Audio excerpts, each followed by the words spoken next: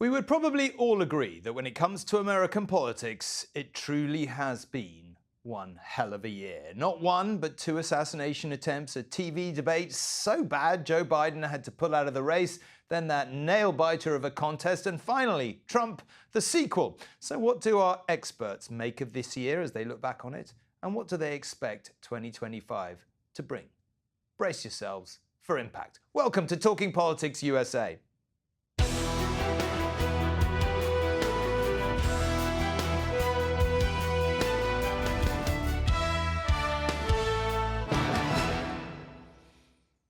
Hello and welcome to this week's show and the final Talking Politics USA of 2024. And what a year it has been. 2025 isn't exactly looking uneventful either, with Donald Trump returning to the White House for a second time in January. So how did we get here? And what could happen next? Well, two people who have a lot to say about that and many other things are our correspondent Robert Moore and our regular guest, Heather Nauert, who knows what it's like to be in the Trump administration as she's been there before. But before I speak to them, here's a look back at an incredible year in US politics. This was a disgrace. This was a rigged trial. The total initiative. President Trump? I really don't know what he said at the end of that sentence. I don't think he knows what he said either. He just has to step down. He can't win. We're not going anywhere. I am not going anywhere. I've decided the best way forward is to pass the torch to a new generation. I accept your nomination to be president. I didn't know she was black until a number of years ago when she happened to turn black. We deserve a leader who understands that our differences do not divide us.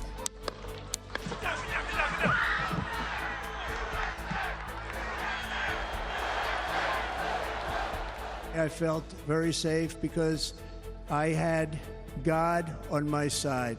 I felt that. They're eating the dogs, the people that came in. They're eating the cats. There's literally a floating island of garbage in the middle of the ocean right now. Yeah. I think it's called Puerto Rico. The only garbage I see floating out there is just supporters. How do you like my garbage truck? This truck is in honor of Kamala and Joe Biden. Imagine our daughters growing up seeing what's possible with no ceilings. Friends, family, people on the street, put the signs up, put the hat on. Vice President Harris supports a future for this country. Let Trump-a-mania run wild, brother. We're going to make America great again. Let's get this done. Thank you all. There is just no modern parallel, nothing that comes even close. Please welcome President-elect Donald J. Trump. Hey, look what happened. Is this crazy? Well, what a year it was. Heather, looking back, it's always so interesting looking back because you kind of inevitably, as more time passes, your perspective changes. It's a thing that always fascinates me about politics. Do you think Heather Trump always was and would have won? I think so. I think President Trump and his team really felt very optimistic all along, looking at our economy, looking at how prices have affected Americans, inflation, and then also crime and immigration. So those things Republicans really looked to and were able to bring in a lot of other voters, Hispanics, African Americans, and others into that Republican tent. And the Republican Party has drastically changed compared to the traditional party. And so I think there was a sense of optimism all along, but you never know what can happen in politics. By the way, your piece hit almost every element, every high and low of the year, except prices. So I'm glad that we can talk about that, but really very clever. Okay, thank you, Robert. Same question to you, really. Do you think, looking back, it was inevitable Trump was always going to win?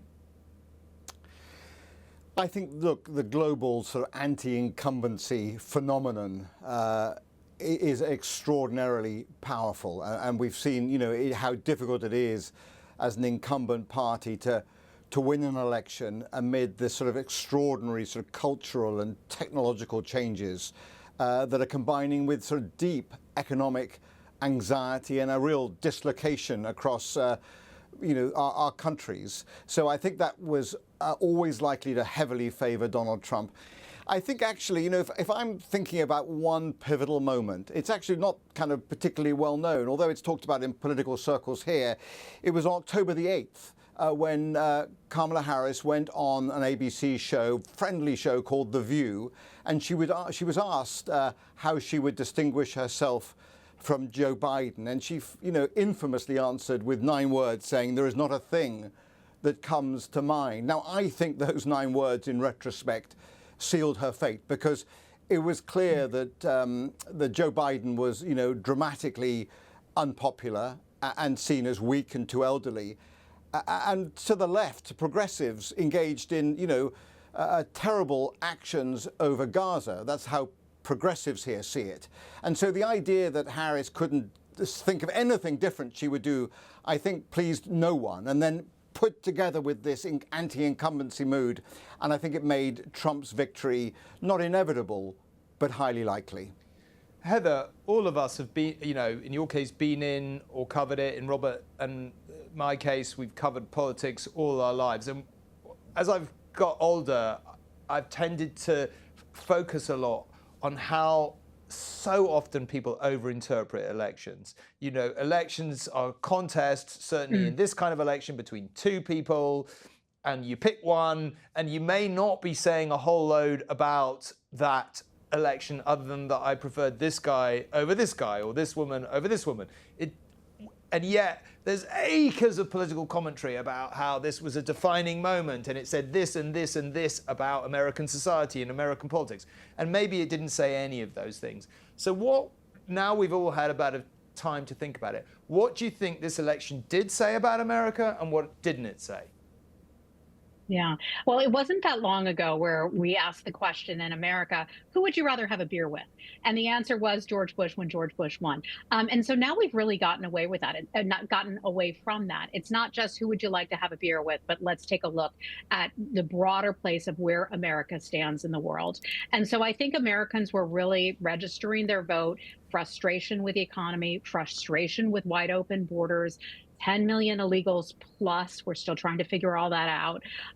Frustration with that. And then feeling like the United States is overextended overseas. So we saw a lot of Americans just worried, very worried about what's happening here at home.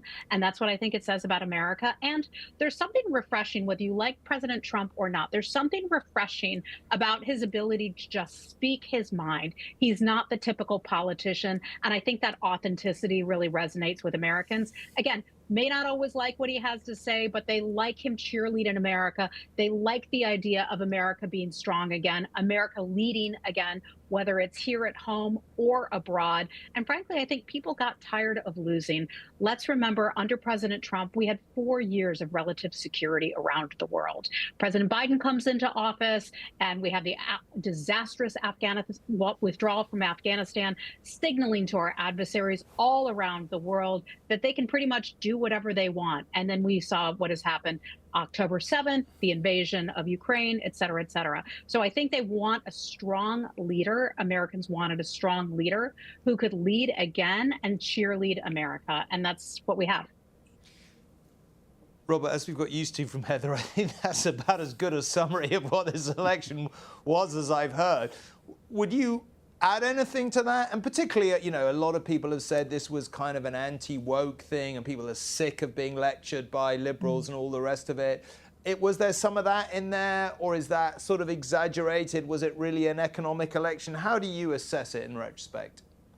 Well, I think the only thing look, Heather is a brilliant analyst of the mood of the country. The only thing I would say, just looking at sort of how liberal Americans view this, is, they have a extraordinary sense of dismay. There's no point pretending that this is somehow a united country now, and that everybody's going to kind of, gain and gather behind the sort of Trump momentum. And he has that momentum, not least because, as we spoke in last week's podcast, he's got this kind of popular vote that matters so much to him psychologically, and so deflated Democrats. But I think for Democrats, that they are already pointing to the the role of nepotism. I tried to make a list just now of, some of his appointments. His son-in-law's father is being sent to be ambassador in Paris. His eldest son's ex-fiancée, or maybe fiancée, depending on your interpretation of the popular press here, going to be the ambassador to Athens.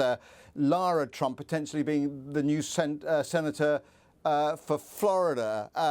The father-in-law of Tiffany Trump going to be advising the White House on Arab affairs. So look, this is going to be in 2025, since we're talking about the year ahead.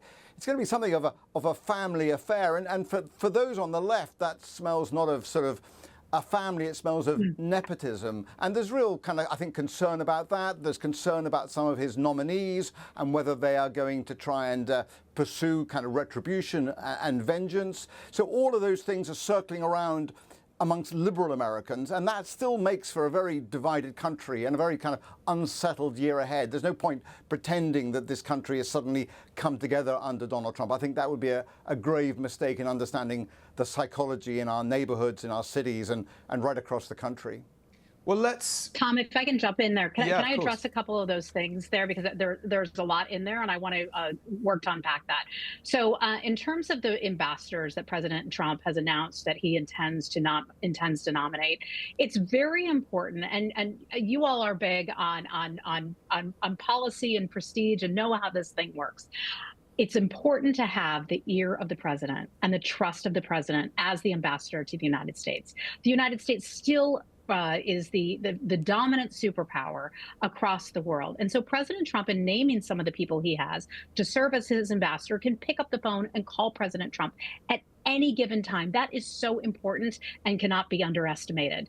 In addition, we have fantastic Foreign Service officers who back up each and every one of our ambassadors all around the world. I'm confident the ambassadors that Trump has named will succeed at their jobs. And already, by the way, I'm getting calls from Democrats who serve as ambassadors under Biden saying, how can we help Trump's incoming ambassadors? So there's that much connective tissue between the two. They want to see America win. They want to see America succeed, regardless of who's in office. So I wanted to address that too. It's an interesting point, actually. I guess if you're Macron, would you rather have somebody with a direct hotline to the president or not? I mean, that's a sort of, I hadn't really thought of it like that. It's an interesting way. But can we... Yeah, and then just one other point to that. Now, we have career ambassadors who serve in places like Ukraine, Qatar, places that require more security security coordination, military operations, all of that. But the political ambassadors, you need to be right in there with the president. That's what the host country wants, and that's what we need as well to best represent America abroad. Can I ask you both, let's turn to trying to think what might be coming next year, the notoriously difficult business of trying to predict what's going to happen in politics. Robert, you first. What do you think next year is going to bring in US politics? I mean, I think it's going to create some economic opportunities and foreign policy opportunities for President Trump. We're seeing the sort of tectonic plates shifting across the Middle East, and it depends if Donald Trump chooses to be sort of pragmatic or whether he intends to be more ideologically driven. Does he support, for example, the annexation of the West Bank, which would be something that would be globally very divisive. And I think, where there is the greatest scope for kind of Trump to intervene is in Ukraine. Look, both sides are involved in a war that is causing, a loss of life on a horrendous scale that has brought sort of deep insecurity to the very heart of Europe. And it feels to me like 2025 might see a moment of kind of physical exhaustion from both Moscow and Kyiv, and therefore give the Americans an opportunity to try and at least instill some kind of temporary ceasefire, a sort of frozen front line, if you like, a bit like we have in the Korean Peninsula. And I think that's going to be the great challenge, is trying to ensure that conflict at least pauses while negotiators can try and get both sides around the negotiating table, and that the kind of immensity of the challenge is trying to do that while keeping a close eye on the extraordinary changes underfoot and underway in the Middle East. Heather, What do you think 2025 is going to bring us? I think Robert is exactly right in naming Russia, Ukraine as a foreign policy priority of the president's. He looks at what's happening in Ukraine, what's happening in Russia as really a war of attrition. And frankly, that is what it is. We see far too many young men dying on both sides. I was in Ukraine earlier this year, and I've never in my life seen older soldiers returning from war with grievous injuries. I saw it for the first time. I'm used to seeing that with younger Americans who had served in Iraq and Afghanistan, but never like I saw there. You saw 65, 75-year-old men returning from the front lines. And so I think President Trump sees that kind of thing and says, you know, can we just try to put a stop to this? Now, negotiating is a whole different animal, and that will be tricky, especially in dealing with the Russians. But he set it as a priority, and the world is taking that seriously. And as we saw with President Zelensky just over not long ago, he's open to that as well. So I think that will be a primary point that the president will try to push.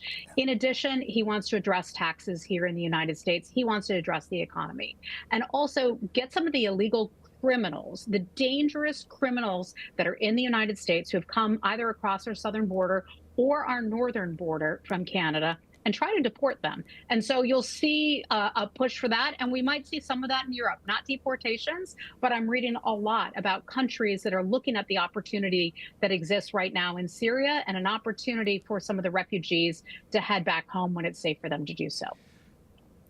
Obviously, I think I was just going to add there, Tom. I mean, I think the thing you're going to be out here with us on January the 20th for inauguration. I think that the key thing to bear in mind is how quickly some of this might play out, because look, this is a one-term president now, and he's got this sort of popular vote mandate behind him. He's already making clear just this week that he is going to try and, for example, issue pardons to some of the January the 6th rioters and those who were on the Capitol that day. He's going to issue pardons. He's making clear that he wants to embark on deportations almost immediately. So I think we're going to see a flurry of kind of executive orders and, above all else, executive actions from January the 20th, from the moment that he takes the oath of office at noon that day. So, you know, when you're with us, Tom, let's all anticipate a flurry of activity in the opening hours. Well, it will be fascinating, and I very much look forward to it. But a couple of final things now, if I might. Obviously, we did have many of the people, or at least some of the people who'd worked with him most closely last time, like General Kelly, making some pretty eye-watering warnings, if that's the right word, about what they felt the dangers that Donald Trump represented were. I'm assuming those people haven't changed their view, and there's two sort of versions one can see of Trump the sequel. One is he decides, I've had this big victory, you know, I'm going to bank that and I'm just going to move on and I'm going to do all the things that I didn't get to do the first time. That's one version of Trump. And there's another version of Trump that some people would say, no, he's going to spend a lot of his time being vengeful, going after his enemies. Obviously, he's put in people in some institutions like the FBI who might or might not assist him in that. Do you get any sense, both of you, which Trump we're going to see dominant? Robert, maybe you first and then Heather. Well, I defer to sort of Heather's view, but my hunch is we're kind of going to see a hybrid Trump. I don't think we're going to see kind of a disciplined character suddenly emerge in the Oval Office. You know, look at his appointees. I mean, Kash Patel at the FBI, Pete Hegseth at the Department of Defense, assuming that those nominations go through the Senate. So I think there is the potential for kind of circling chaos like we saw in the first Trump term, but also, you know, a recognition that America is on a sort of is heading in a new direction. He will focus on, I think, trying to bring some kind of ceasefire to the Russia-Ukraine conflict. So I think we could see a hybrid Trump in which we see a bit of chaos for sure, and that the nominees would suggest that may be part of the direction, but also kind of a sense amongst Americans, look, they also want this country to be successful. So there might be a degree of kind of unifying around that thought, even amid the chaos. Heather, what do you think? I'm taking plenty of notes as we're talking here. President Trump has said he's not going to he's not going to retaliate. He said that his retribution is a win, is his victory.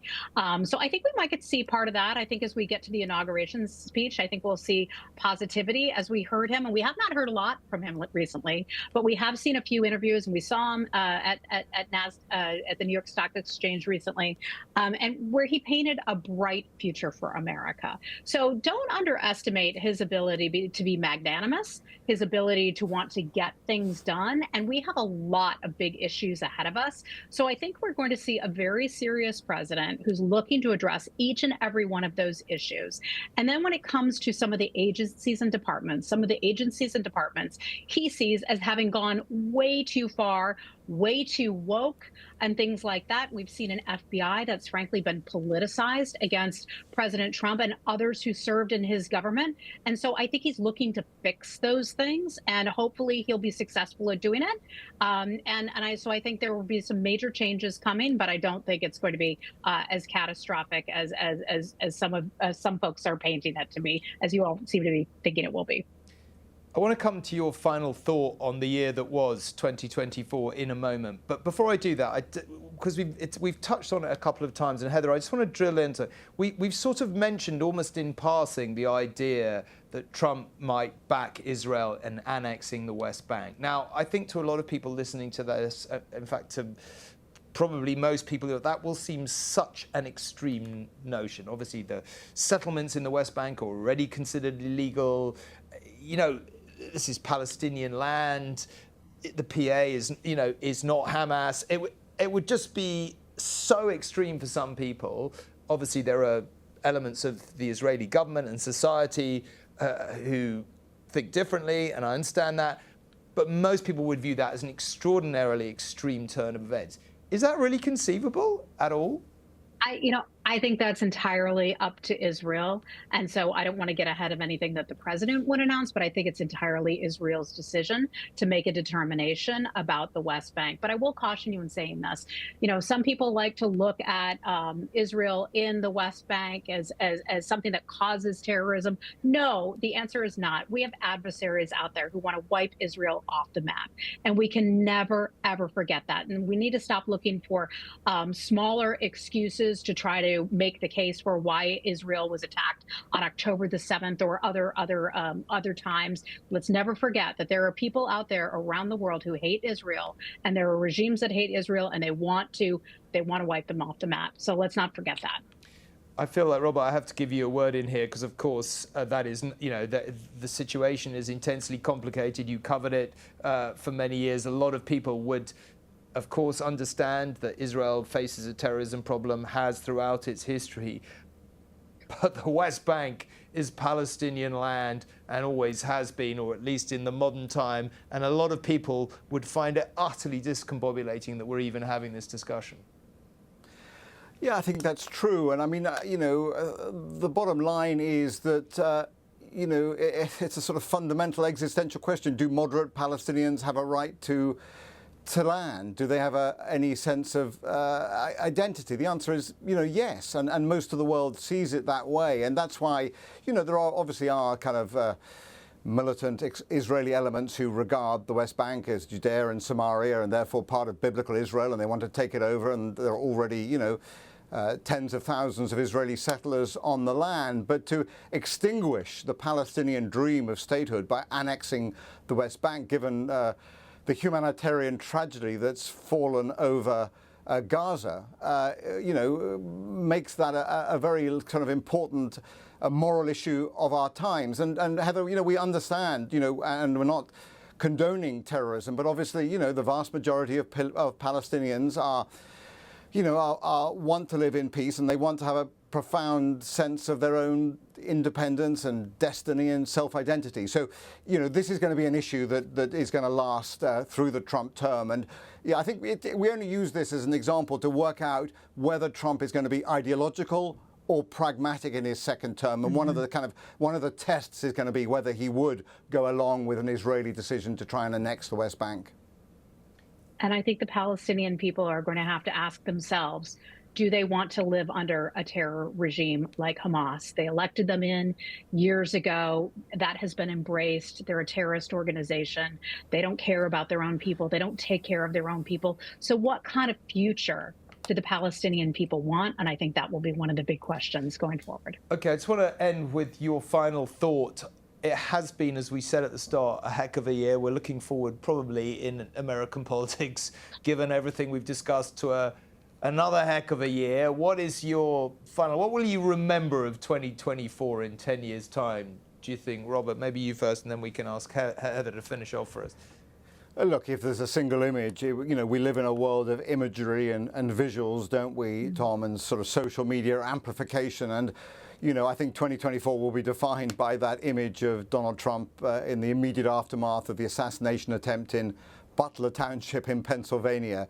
I mean, just an astonishing moment, realizing that the next president of the United States, somebody who's going to have a profound effect on the future of us all, was, a few millimeters away from dying and being assassinated in that sort of campground where the rally was being held. So, and then raising his fist and, that iconic fight, fight, fight slogan that he shouted. I mean, who can see that surely is going to be the enduring image, kind of one of resilience for Donald Trump.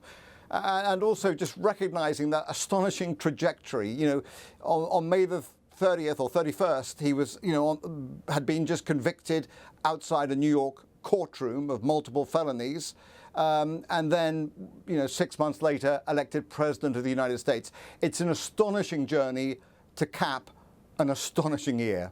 Heather, how will you remember 2024 when you look back on it in 10 years' time? I could not say it. I could not say it better than Robert. Truly, that image says it all. We have an American president who is just millimeters away from being assassinated. And what is his reaction? It's not to cower. It's not to run away. It's not to be dragged off the stage by the Secret Service. And by the way, that's what most people would do, right? He puts his hand up and says, fight, fight, fight. And I think for many Americans, that was an incredibly proud moment. We're not down, whether you're a Republican or a Democrat. No one wants to see a presidential candidate in that position potentially assassinated. And so I think it was a real moment of pride, and I think that's what we'll remember from 2024. Listen, it's been a fascinating year. I want to thank you on my own behalf and that of our viewers for all your amazing coverage. Thank you very much. We look forward to more of it next year. I suspect that'll be another heck of a year. But for now, thank you very much indeed. Unfortunately, that is all we have time for this week and indeed for this year. If you'd like to listen back to previous episodes, you will find them over on ITVX and on your favourite podcast platform. But for now, from all of us here on Talking Politics USA, goodbye and thank you for joining us.